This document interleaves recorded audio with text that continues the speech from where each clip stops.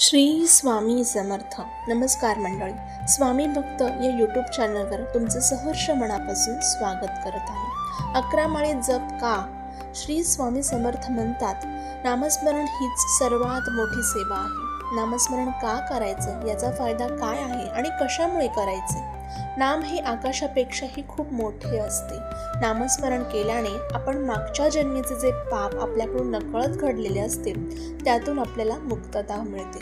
अशक्य ही गोष्टी साध्य होऊ लागतात. कर्मबंधनातून सुटका होण्यास मदत होते. संत तुकाराम महाराज, ज्ञानेश्वर महाराज म्हणतात, नामसंकीर्तन साधन पै सोपते, जळतील पापे जन्मांतरींचे. गगनापेक्षाही मोठे नाम असते. श्री स्वामी समर्थ मंत्र जपा. अहोरात्र तेने सर्वार्थ पाहिजे.